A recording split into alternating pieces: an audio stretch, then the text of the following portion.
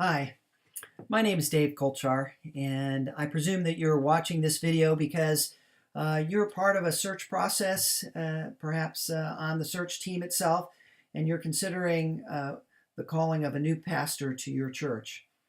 I hope to take the next few minutes to share with you a little bit about who I am and my life story and how I've come to the place I am and how I might be able to serve you as perhaps your next pastor. I grew up in the church. My family was very active. We attended every Sunday. It was a mainline denomination, and but it wasn't really until I went away to college that I came to a saving knowledge of Christ. I got involved in an organization at Kent State University called InterVarsity Christian Fellowship. And there I heard the gospel presented to me and began reading the scriptures seriously for the first time. And shortly after my involvement, I realized that I had not really asked Christ into my heart. And so in the quiet of my room one night, I asked the Lord to come into my heart, kind of hoping that there might be trumpets and a beatific vision. But what I do know is that from that moment on, I really identify with John Wesley's phrase that his heart was strangely warmed. I knew that I had entered into a personal relationship with Christ, and he was beginning to transform the way I thought, the way I feel about myself and about the world around me and about the people who loved me and were near to me. So as I began to grow in love of the Lord, I began looking for a new place to worship and heard about an Episcopal church not far from campus. The Episcopal Church was the church of my boyhood, but this church was a little bit different. When you go on Sunday mornings to St. Luke's in Akron, Ohio, we would find people carrying their Bibles to church, which wasn't the common practice. We heard strong biblical teaching coming from the pulpit. We engaged in lively and exciting music on Sundays that expressed the feelings of our hearts and the experience of walking after Christ. The other expectation in the midst of that community was not only would God move in us, but through us. And so all of us were encouraged from the very beginning to get involved in any kind of ministry, many of the different ministries within the church, every member ministry. And so Deb, my friend at the time, and eventually my fiance and wife of 35 years now, we decided that we were going to go to that church, and we got involved in the music ministry. She played flute, I played trumpet, and we just really enjoyed expressing our gifts that God had given us and sharing them with the church and in service to his kingdom.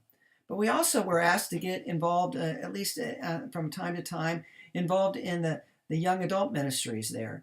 And as college students, we shared much about how God was ministering in us, but also how God was ordering our lives and even the way that we approach dating and relationships. After college, shortly after college, Deb and I were married and still maintained our relationship with that particular church until we heard about an opportunity to serve in a full-time ministry in a church down in Vero Beach, Florida. So hearing God's call, we packed up our bags, moved all our earthly possessions, which weren't many at the time, and we moved as a young couple down to Vero Beach, and I took a position as their first youth pastor. We developed a junior high ministry and eventually a high school ministry, and I loved interacting with the teens as they were asking all the right questions. We designed retreats and special events and activities to draw in their friends. And we had probably up to as many as 60 or so young people at any given time involved in our ministry to teens. But also, as part of my responsibilities, I worked with the children's ministry in the program Size Church. It was a multi-staff congregation, so I participated in staff meetings and learned the good and the bad things from that experience. But also, I was involved with the children's ministry from time to time, learned to play guitar and lead songs in children's chapel, got involved with Vacation Bible School, I even instigated some puppet ministry among the kids. I think I enjoyed that so much because it brought out the inner child in me, and that those creative juices were rolling as we were trying to connect with children and share with them about the love of God in Christ.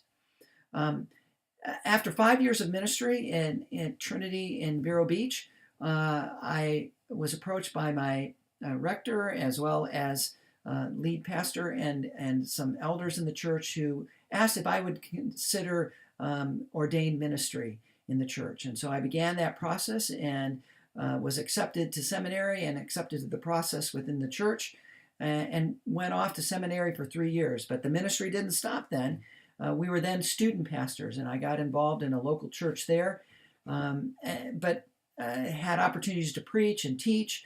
But perhaps one of my favorite times of ministry in that student pastor phase was I served for a whole summer as a hospital chaplain up in Pittsburgh, Pennsylvania. They're very intense and life and death situations, and had opportunity to minister in the most difficult of situations as being Christ's hands and feet, and simply his presence oftentimes in very tragic situations.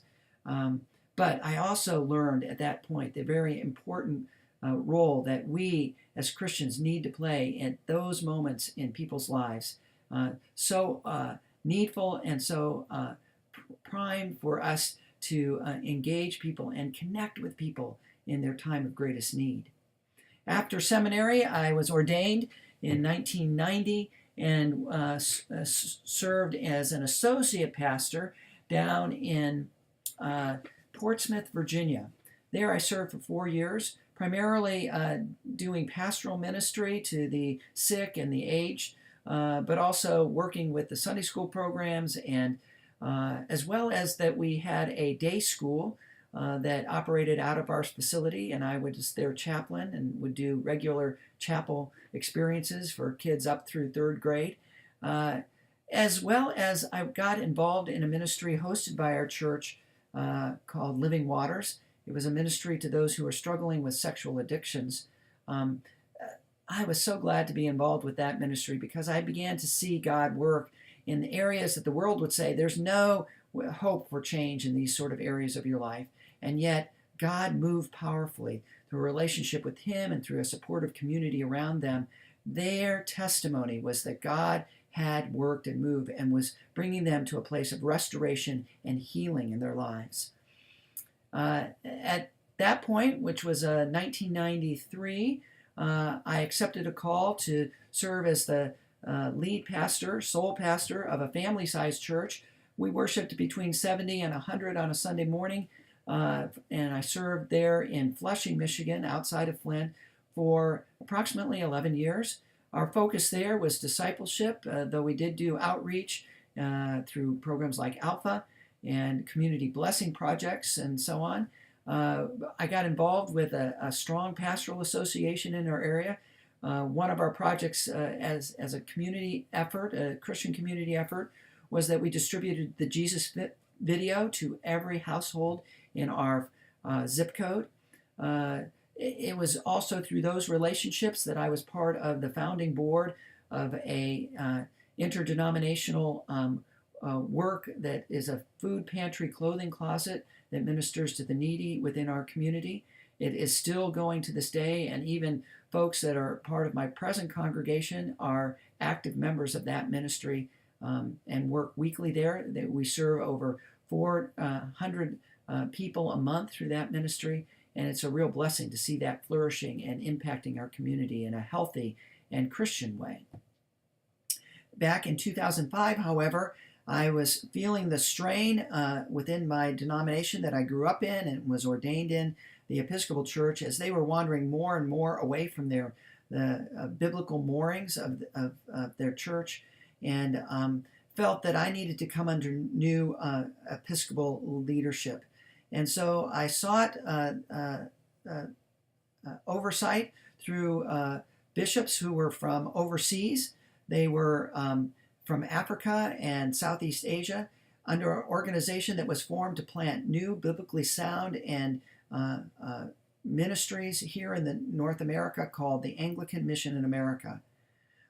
It was through that organization that I began to plant a new church in downtown Flint, Michigan area. It was really an area-wide church to Genesee County. There we focused those small beginnings. We focused around house churches and establishing strong house church ministry where each house church was trying to not only do discipleship but outreach and service to the neighborhoods in which they were located. One of our house churches, even to this day, still meets in a senior housing complex out in Davison. Another one met in downtown Flint neighborhood. Others out in Flushing area here. Each of them with a unique sort of gift and focus in ministry. But we would all gather around in a large group gathering on Sunday morning around the table of the Lord. We began our Sunday worship services in a non-traditional community center, and even to this day, we meet inside an Assembly of God church as in one of their available spaces, and we share their Sunday schools together. In this gathering time, we do both the traditional liturgy of the Anglican Communion, but we also have plenty of time for the Spirit of God to work and move. We do extemporaneous prayer time as we intercede for ourselves and behalf of the world. We have oftentimes testimonies given of how God is working in our house church settings and within the lives of people as they interact at work and in school. We even have times within our service, an important time of worship using contemporary songs as well as traditional hymnody. At this point in our life and ministry, my wife and I are empty nesters, and we're available to consider one last 10 to 15 year period of time of ministry, and so we've begun the search process for our next opportunity for service. It is our hope to relocate and to be planted there somewhere in the Midwest. We'd like presumably Ohio, Indiana, Michigan, Illinois, maybe a little bit beyond that, but we're hoping to stay within a day's drive of all our families. All our adult children are now off on their own, and one of our sons is married, and we have two grandchildren who live in Grand Rapids, Michigan, which we would still like to be pretty active and involved in their lives as much as possible. And so at this time, we're asking that you might consider having a further conversation with us. My wife, Deborah, is been very active in Bible Study Fellowship for a number of years as an administrator and a small group leader. She's very well versed within the scriptures and teaches flute from our home as well as an office manager part-time for a doctor here in our community. Her skills are administrative, and through the years has even served as an administrator in some of the churches in which I've served. So if some of what I've said has sparked some interest in you and getting to know us and more about our philosophy for ministry, our strategy, and how we might come alongside you and reach your community and to bring discipleship and so that you become more and more a community of disciples who make disciples, then I'd like to talk with you further. And so please contact me on my cell phone, area code 810-964-0432, and perhaps we could do a video conference call or even a face-to-face meeting. I look forward to hearing back from you and perhaps even being able to pray together as we seek God's will for you and your church, and as I seek the Lord's calling for this final place of service in my time of service and ministry to Him and to His kingdom. So may God bless you today, and I hope to hear from you, sir, soon.